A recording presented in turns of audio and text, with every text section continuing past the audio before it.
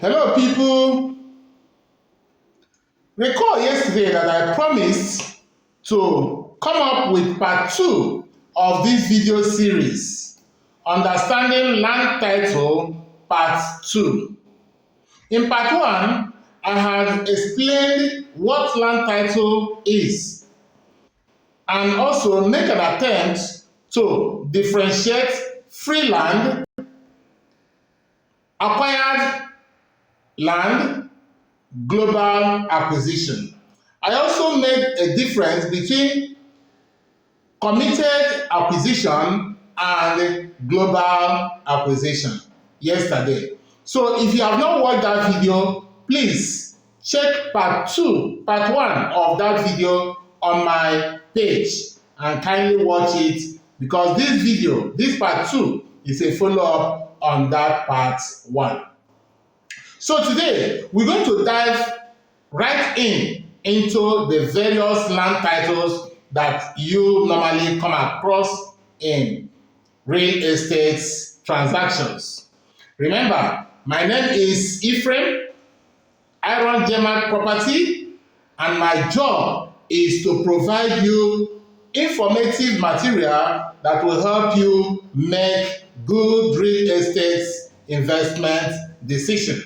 So one of those educational materials, content that I'm sharing with my valuable clients and prospective customers is this issue of having a proper understanding of land titles. So today, we're going to be discussing in details escission.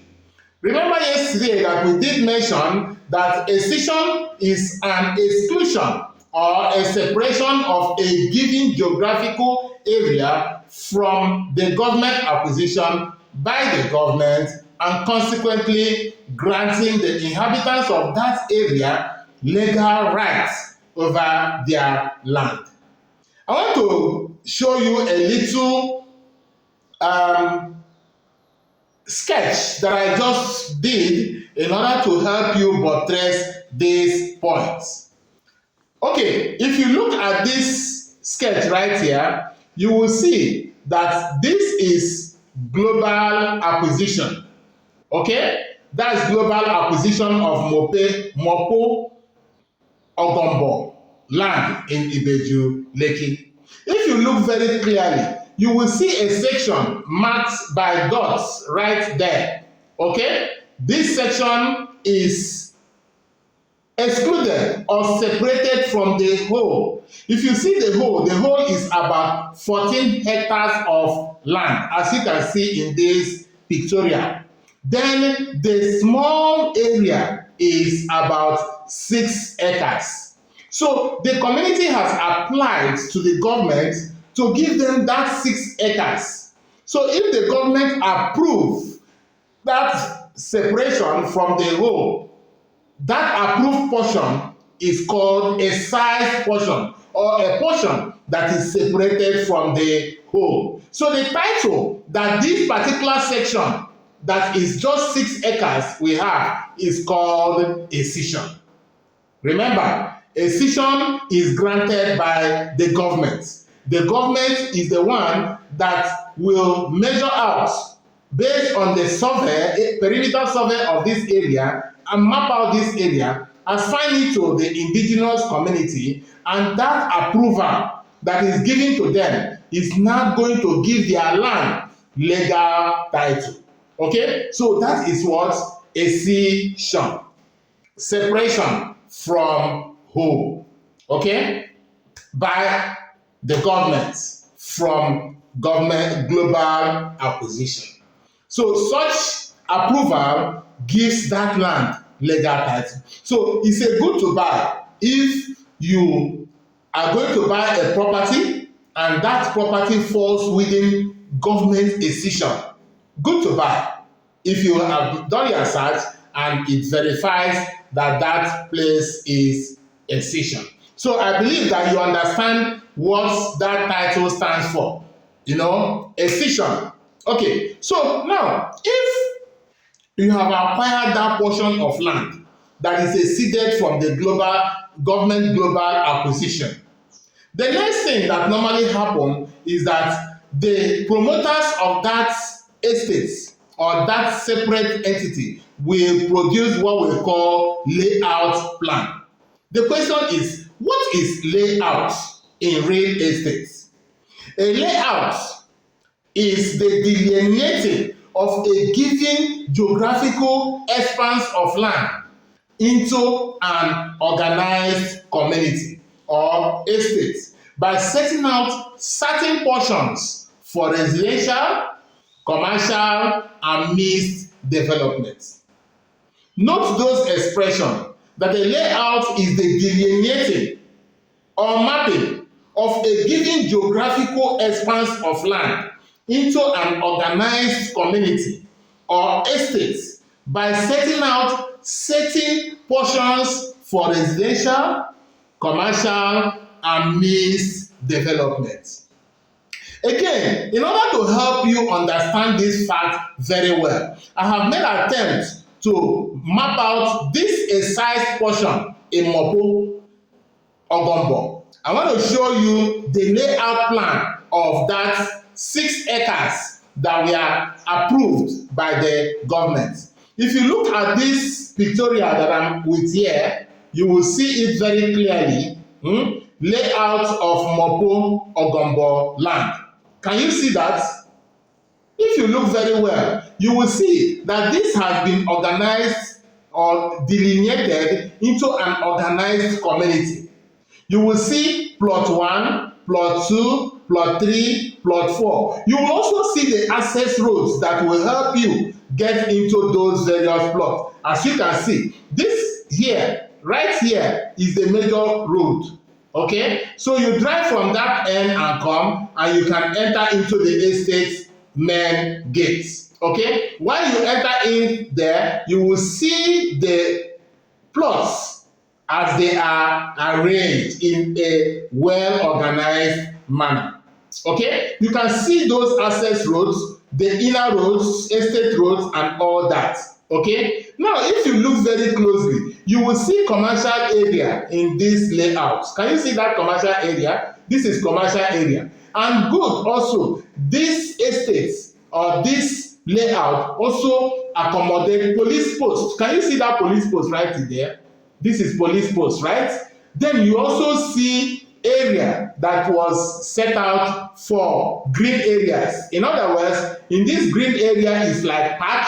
You're gonna have trees. You're gonna have maybe children playground and all that. These are the things that make community wholesome and well-to-do. So when you are arranging an estate, you're going to make sure that you are going to factor in the access road, the commercial segments, maybe market, maybe hospital, maybe schools, maybe police posts, maybe also playground. You factor all those things inside that place in an organized manner. So this particular document is showing us the layout plan of Mopo Estates in Ogombo, Ibeju, Lekki. So I believe that this have explained that particular title. Whenever you hear layout, it's referring to the mapping or delineation of that estate into an organized community. Now let us talk about another important title that is associated with land. Most often, if you prospect to buy a land, they will of course tell you the price that you're going to pay. And if you do your investigation properly, check the various titles that they are genuine, ascertain all of that before you would ever make payment. You must do what we call land search. That land search is a process that will help you to know the legal status of that land in the eyes of government. Okay? You find out in the eyes of government what is the legal status of this land. Is it free from acquisition? If it is acquired, who owns it? In that case, The person that is selling it to you, has he collected a gazette, a session, certificate of occupancy, or as the case may be. So when you do that search, then you will be able to say, okay, I'm going to buy this property.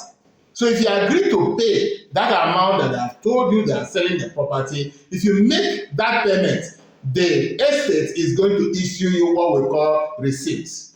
So the receipt of purchase of real property is a document that acknowledges that a person has received payment for land or building. This document is used in real estate transactions and can serve as proof of the transfer of real property from the vendor to the purchaser. So if you claim you own a land, you must produce your what? Receipts. It's very important, very, very important, because it's going to have a proof that from the original owner, you have actually acquired that right to own that land or that property. So when you receive your receipts, certainly you will go for what we call contract of sale documents. Are you taking note of these documents? Contract of sale documents. The question is, what is a contract of sale document? A contract of sale is a legal document stating the exact terms and conditions of a property related transaction. These explicit terms may be in respect of the payment schedule for the property, the obligation of all parties to the transaction, as well as certain covenants and clauses. Of course, you know that various estates have their laws and clauses. So those laws are stated in the contract of sale. If the government approved setbacks from the place you acquired, is 3 meters by the side and 6 meters from the front, while you are going to build inside your plot, you will be seeing that in the contract of sale document that in this estate you are expected to observe 3 meters both ways and 6 meters by the front. So those terms are stated. Also, if it is a serviced apartment that you have procured, okay, then the services that are going to be rendered in that estate would also be stated in the contract of sale, and your obligation to that will also be stated. So contract of sale document is a legal document binding the two parties, okay, stating the exact terms and conditions of a property related transaction. It is mostly applicable where the purchase of a property is paid in installments or where the said property is bought within an estate. In this case, the contract of sale spells out levies and fees incidental to the purchase of that property. So it's a must-have in that property. Remember that we just mentioned something about having your receipts of purchase. Assuming you are purchasing a document with someone, maybe a company and a company is combining to buy a property, or a husband and a wife is combining to buy a property. How do you want that to be reflected in the receipts? What is the legal terminology that is to be used? Well, listen very carefully so that you will not make any mistake. Some people make mistake here and they get into trouble in the future. So I'm going to give you a secret of what you need to do if you are doing that combined. Assuming it is GEMAC property and EIC Enterprise that is buying a property, the receipt will write GEMAC Property Limited 1, Party A. Then EIC Enterprise, Party B. Then if it is a husband and a wife, it will be Mr. John Peter, husband, Mrs. Mary Temitope Peter, wife. That is what you will write in the receipts. not Mr. John Peter and Mrs. Mary Temitope Peter. That one is wrong. The right one is Mr. John Peter, husband, Mrs. Mary Temitope, wife. So if you write it appropriately in legal defense, you will be able to make the right defense. So another title document that we want to treat today is a document title called Deed of Lease. Deed of lease. What is deed of lease? The use of deed of lease was quite common from the passage of the Land Use Act in 1976 to transfer property, especially government-owned properties in Ikoyi, Surulere, and Victoria Island axis of Lagos State during the mid-70s and 80s after the promulgation of the Land Use Act. So these lands were mostly federal government properties, federal government landed properties and high-profile lands. And it was the first foray into the issuance of the certificate of occupancy for the first time to people. So deed of lease was the document that is issued assuming you buy any federal government property. And that deed of lease is going to specify the duration. In other words, it's not perpetually indefinite.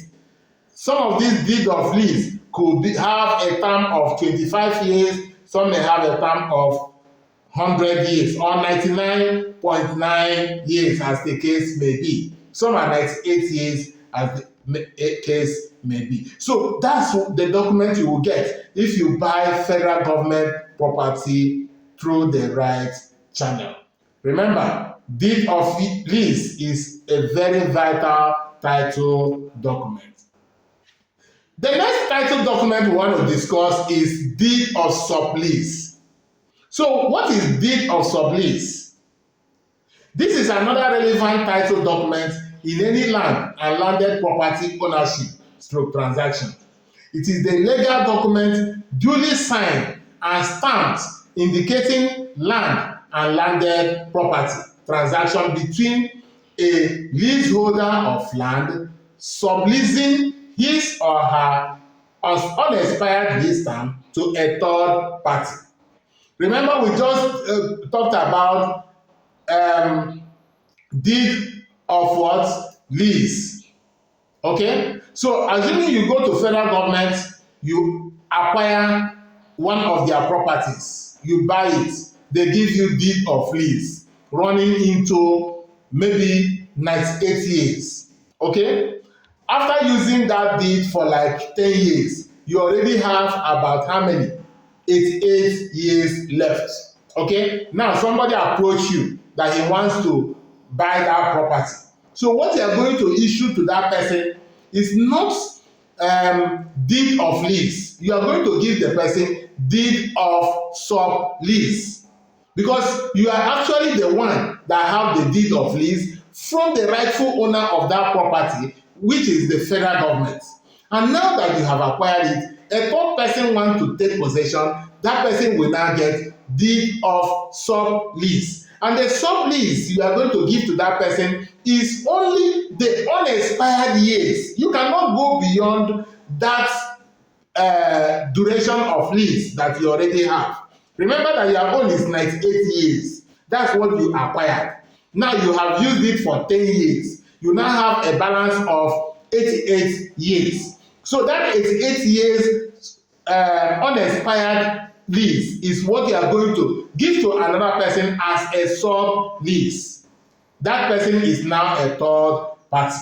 Okay? So that's exactly what that is. It is the legal document duly signed and stamped indicating land and landed property transaction between a leaseholder of land subleasing his or her unexpired lease term to a third party.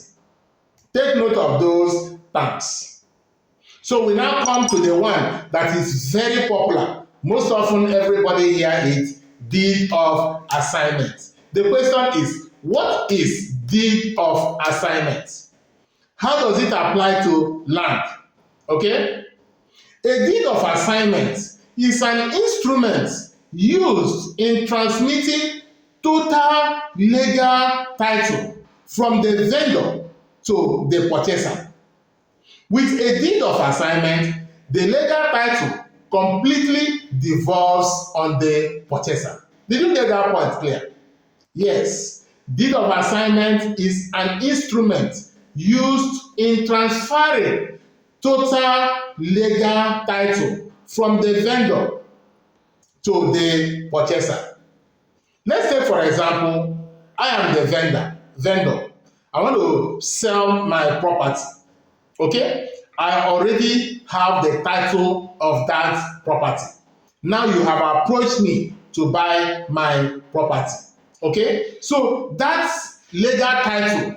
Remember what we talked about land title is the one that has the official legal rights of ownership of that property. So in this case, I'm the one that have the official legal rights that owns that property. So you have approached me that you want to buy this my property.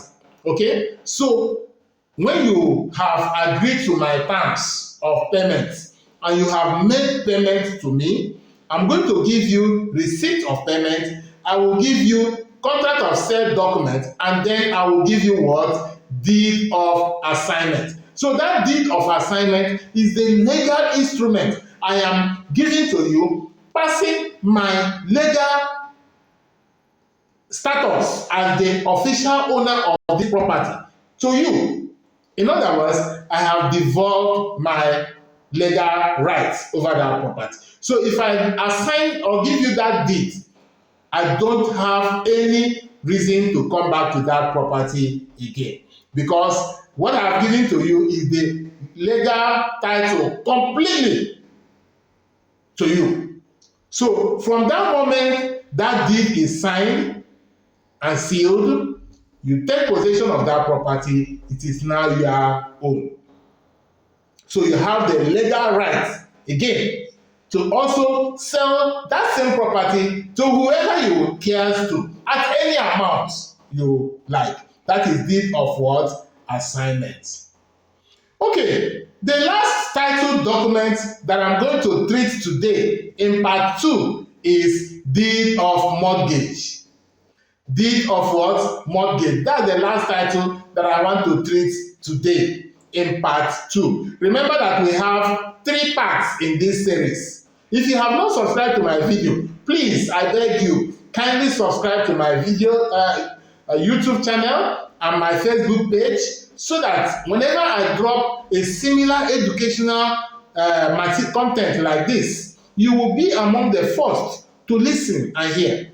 These are things that people actually need in order to make real estate investment decision. So you need this information. It is very important information. You need to know what these titles are and how they apply to the real estate business. And that's my job, to help you out there, to make the best real estate investment decision. So the last title that we are discussing today in part 2 is deed of mortgage. What is deed of mortgage? Deed of mortgage is a security for a loan with an undertaking for repayment and seizure upon recovery. Are you getting the point? The deed of mortgage is a security for a loan with an undertaking for repayment and seizure upon what? Recovery. The common type of mortgage transactions are equitable mortgage and legal mortgage. So the question is, what is legal mortgage? Legal mortgage is a type of mortgage which transfers the legal interest one has in the property, whether leasehold or freehold, in consideration for loan advancement, while equitable mortgage transfers just an equitable interest in the property to the mortgage. Let me explain what this is all about. Now, assuming you want to take a loan from the bank, in most cases, the bank will ask you if you have collateral. Do you know that? They will ask of what? Collateral. Now, if you have a collateral, that collateralized document is what the bank can lay their hands on when you default on loan. Also, if you now say, okay, I'm going to purchase a property, land or house, and you approach bank, you don't have all the money, but you have some, okay? You pay, and the bank now mortgage the balance, expecting that you will be paying gradually over time. That property you are acquiring is under what? Mortgage. I don't know whether I'm making sense. So now, the idea is that you will continue to make that payment at an agreed rate until you defray the payment for that house. Then at that point, you have take complete ownership. But in this case, along the line, if maybe midway into the acquisition of that property, you were not able to meet up, you defaulted, and the mortgage bank that provided the balance resources come after you, they don't know any other thing to hold on except the assets, which is the land or the property. So they will come, pay us our money, you are not able. They will take hold of the property. Okay, now for a legal mortgage, okay, they could take over everything and you are a loser. But if it is a equitable mortgage, they are going to prorate it. Okay, you have paid maybe 70% of the cost of that land. In that case, maybe you can get a court judgment and the court will say, you're not going to take everything. You can only sell this property and the value of 30%, which is your own balance, is what you will take, and you release the other one to me. Because it does not have the capacity to continue to do what? Pay. So that is the difference between equitable mortgage and legal mortgage. Legal mortgage, the bank may choose to take everything, but in equitable, it is interest based on your contribution that will vary. So remember, we have tried to address some of the titles that are common. We talked about escission, separating a particular area, geographical area of land from a whole by the government. Okay? We talked about deed of lease, and we talked about deed of sublease, and we have talked about deed of mortgage. So there are other titles that are prominent in land and real estate matters. You have certificate of occupancy, right of ownership, and certificate of ownership. Watch my video as I'm going to give you details about these other important ones in part 3 of this series, Understanding the Land Title. Please, if you have not subscribed to my YouTube channel and my Facebook page, please, I encourage you to subscribe now. Do not forget to click the button so that you will be notified anytime that I'm dropping interesting educational videos like this.